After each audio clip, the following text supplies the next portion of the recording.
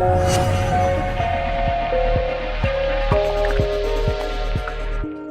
you're not going to pick much up from today, it's at least, I hope that I'll have tickled your mind and maybe do your own homework on that. I'm not a full scholar or anything, I'm just a super enthusiastic person, and I converted to Islam because of its environmental teachings. I was an environmentalist gone Muslim.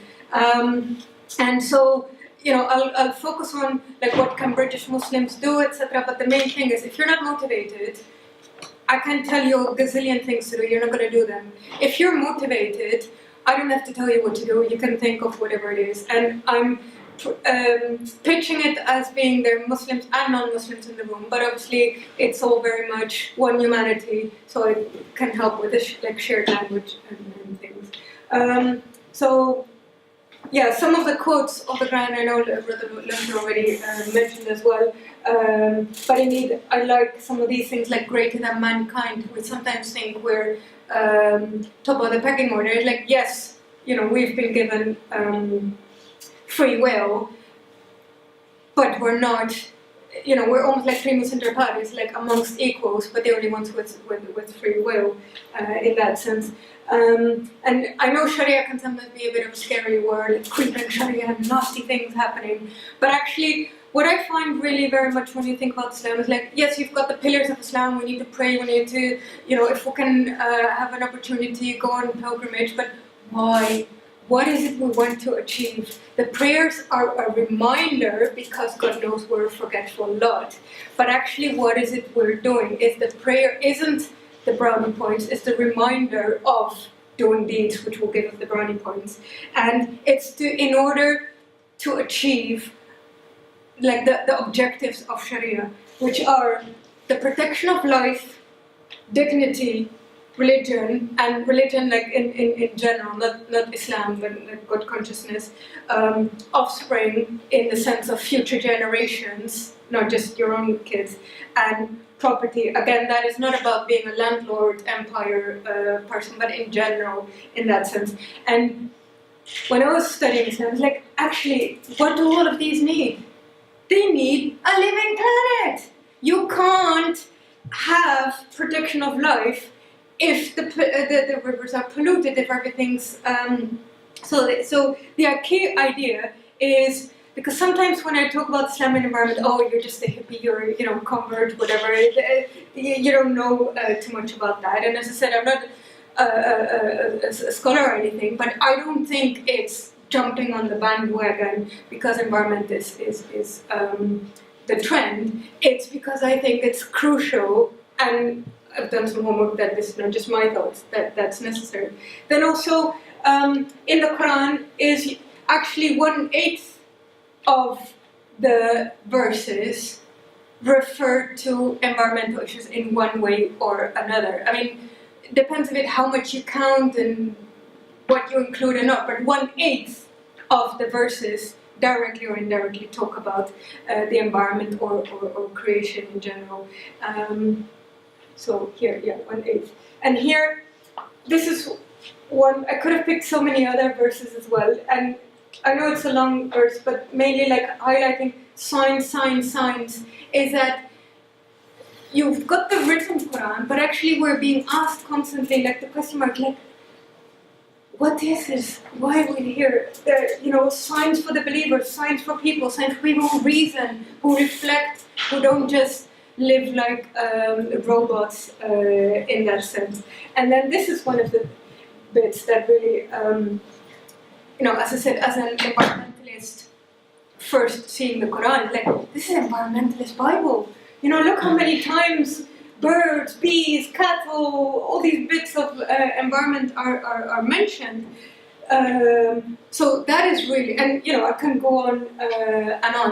Just some example is, you know, how can, if people say, oh, environment isn't related to Islam, it's core part of Islam, and somebody put it really much more succinctly, is actually, you've got the two bits. It's like a bird can't fly with just one wing. You've got the written book, and which are the verses in the Quran are called ayah, and the signs in creation outside, the fact that the birds can fly and the trees can grow, are also ayat. So we need both. So it's not about worshipping nature, nor is it about locking ourselves up in a concrete box and saying, I've memorized the Quran and that'll give me paradise. We need the both together to balance in that sense.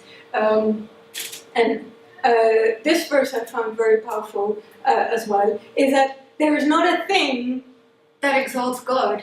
So it's not just us doing us innocent Muslims, sorry, there might be non-Muslims in the room, but it's not just the Muslims who do the prayers, it's every living thing prays to God, even though we don't know it. I mean, an example is a tree worships God by being a tree in terms of providing shade, in terms of providing nesting space, in terms of providing food, and all kinds of other things. But often enough, we don't understand it.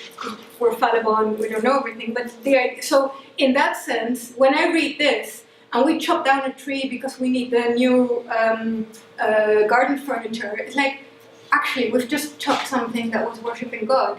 And because we've chopped down that tree, it can't worship God anymore. So, that's on my record as having stopped doing it. I mean, a bit simplistic.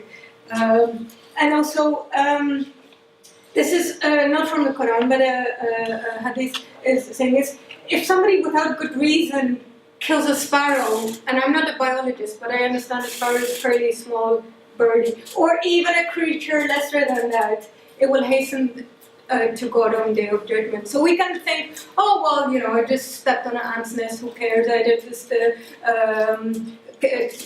ate meat for the 17th time this week. And actually, was it necessary? And if listen to what Lutfi mentioned around the amount of resources it takes, was it necessary to have all of that meat, or could we have nourished ourselves differently? And how will that show up on our record on Day of Judgment, saying, yes, you had to eat, but did you really have to eat in that way? Oh, that's a sparrow, but I don't know what the fate is. Similarly, again, often think of it tree huggers and, being a hippie thing. Actually, I'm really proud if somebody says I'm a tree hugger, because it reminds me of the case where Prophet Peace be upon him, he used to lead the prayers from under a tree.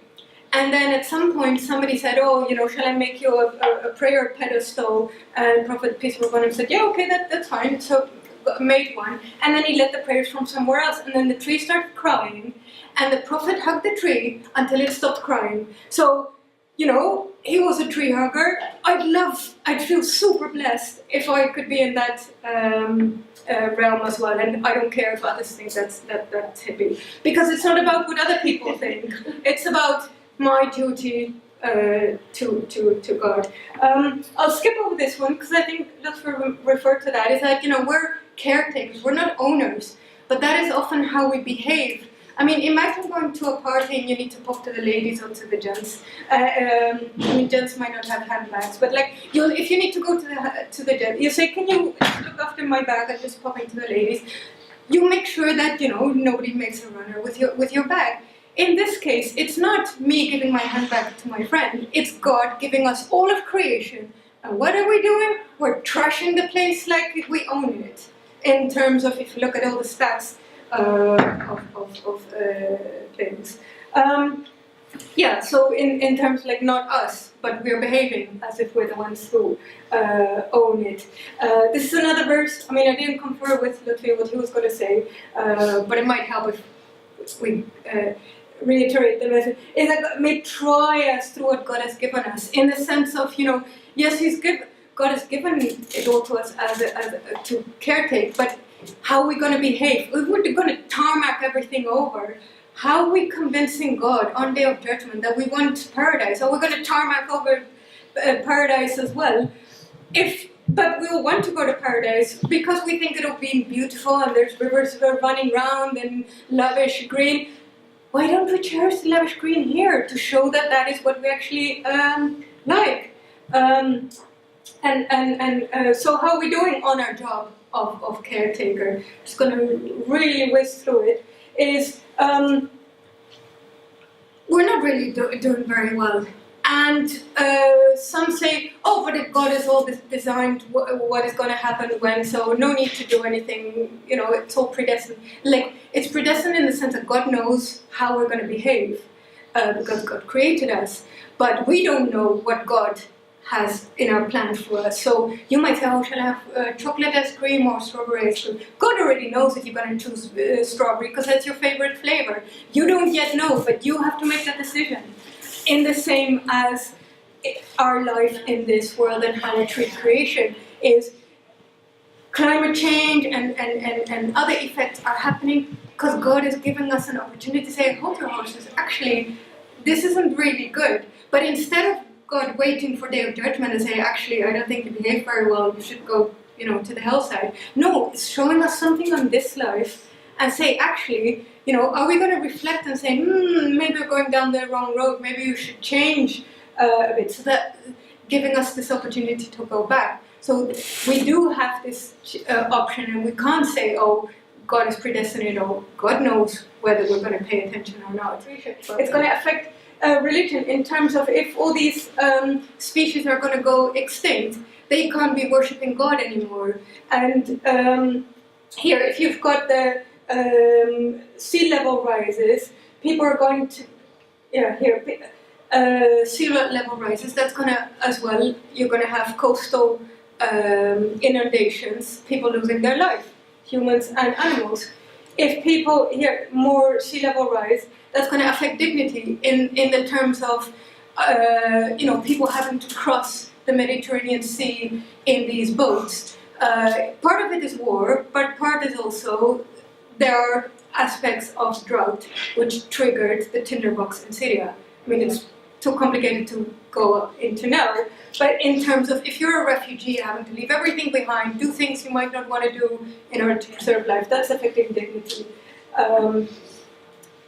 Same as with, impacts of ecosystems, food, coast, etc. Again, that's going to be affecting property and damage of increasing typhoons, increasing storms, and also health. If there's more malnutrition, more famine, there's less future generation of humans and other species. I'm gonna whiz through that. No. Here, this one is, my background is to some extent also in disasters, is look, the number of disasters between 91 and 99, it was 354. In these years, it's gone double. I mean, these are old data, but just showing you that it's just going up significantly. This is from another report. Geophysical ones, in the terms of earthquakes, they've remained static for the last 25 years, 20 a year, like the big ones. And we're ignoring fracking, but I'm talking about environmental ones. And weather-related ones, they've gone from 60 to 240 per year. And that's increased further. I was too depressed to look at recent figures. But in terms of, these are like the major ones. And that is what we're, next one. So, in conclusion, what we're doing is climate change is affecting life, dignity, religion, offspring, and property, and which are the aims of Sharia. And it's our fault. But we can change it, because I don't want you to go home depressed, but we can do it, because I mentioned that we may come back to righteousness. So here, don't throw ourselves into destruction in terms of climate change and affecting all these aims of Sharia. It's almost like collective suicide, but we shouldn't be doing that, and we don't have to. So we can make more positive change and invite everyone to is good, and not by being either victim or sitting on a corner and saying, oh, Islam is beautiful, Islam is wonderful. Yes, it is, but how can people see that if we don't behave in that sense, in terms of being in front of the queue, in terms of environmental examples? I mean, look, this running a farm according to the Islamic principle. How many more of us are doing such things? So it's like, let's walk our talk.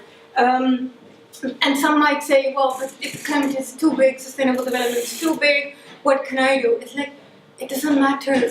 Like, you're not asked, or as Muslims, we're not asked to solve the world's problems. We're being asked to do our bit because it's like an exam, but not everybody gets the same question. So if you're a subsistence farmer in Africa, on Day of Judgment, you're not going to have the same question as in terms of guardianship than somebody in the West who has lots of disposable income. Each is going to be asked according to his means. So if you were able to do 5 atoms of good, but you only chose to do 1, then obviously that's a fail. I mean, it's up to God to decide. But and if you only had the opportunity to do 1 atom of good and you did that, then that's obviously better. I mean, I've been to a number of mosques where it's very difficult to actually not use a lot of water, and I find that so weird because, from the teachings ourselves, it says we're not supposed to waste the water. It can even invalidate your prayer if you've been wasteful with making your ablution in that sense. And this one I find even very inspiring as well, especially maybe at times like now when things seem to be going down the wrong path in a number of aspects. This to me suggests that it doesn't matter if the fruit is not going to come, in the sense that if you're planting it on Day of Judgment, that plant's never going to grow into a tree, but that doesn't matter. We are still only asked to just plant that seed and then leave the rest to God.